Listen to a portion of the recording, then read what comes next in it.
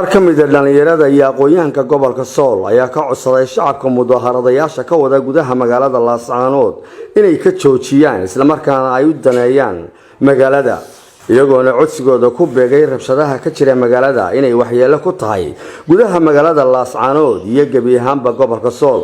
dhalinyaradan ayaa codkooda ku muujiyay goob fagaara oo ay isugu yimaadeen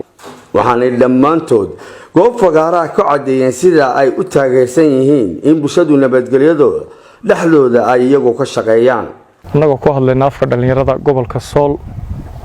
oo halkan ku dhan magaalada Laascaanood inaga iskale laamigeeda inaga iskale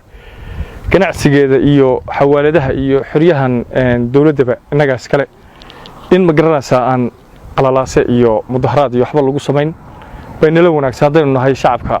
gobolka Sool waliba anagoo ku hadlayna afka dhalinyarada gobolka Sool waxaana uga digaynaa mudaharaadka in ay iska ilaaliyaan gobolkoodana amnigiisa iyo saaxadiisana ay ilaashadaan isku tagnay wadana waxaan leeyahay mudaharaadadan iyo dhagaxtuurkan iyo shoobarxan iyo argacay waxaan tilmaay laakiin waxaan u sheegayaa dhalinyarada iyo gobolka inuu ka fogaano waxa la wixii nafteena khatar gelin karaya si aduuka waxa lagu noolaado wax aan nabadgeliyo dibadaha horumaraya aragtay laadaya Yurub Mareykan leh waxa loo aaday dadka ku nabadgeliyo ka bidaya nabadgelyada ilaashan annagu cid gaar ah durmayno cid gaar ah xaqlin mayno cid gaar ah anagu maagmayno waxaan u sheegaynaa inaan nabadgelyada ilaashano waxaan leeyahay intii dhimatay maalmihii dhow mudaharaad ku dhimatay Allah u naxariisto inta dhaawaca Allah u boogadhayo reer Laascaanood inaga iskale hadaynu waxa weeye magaaladeena jajabino oo laamiyadeena gubno wax inoo soo kordhaya ma jiro waxaan leeyahay xasiloonida nabadgelyada gobolka laga shaqeeyo wixii inaga maqan si waxaan u raadsanaynaa nabadgelyo aan u raadsanaynaa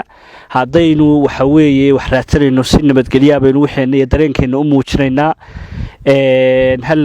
la daayo mudaharaadka hal la joojiyo magaaladu waa nabadgelyo inaga iska leh waxa loo baahan yahay inaynu ka shaqeyno wanaaga iyo nabadgelyada loo baahan yahay inaynu ka shaqeyno ma aha inaynu waxa weeye hantideena iyo guryaheena iyo laamiyadeena jajabino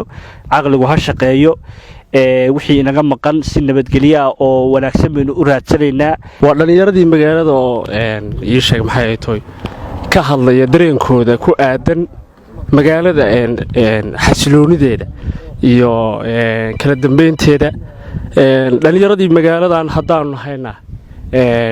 waxaan la qaybsanaynaa dhibta iyo dheeftaba dadkii halka wax ku noqday magaalada nabadgelyadeeduna annagayna na saaranta dhalinyaro ahaan kow waayo waxayna taabanaysaa waa annaga dhalinyarada waxaa leeyahay mid baan leeyahay siyaasadda iyo waxaynu kala saarnaa iyo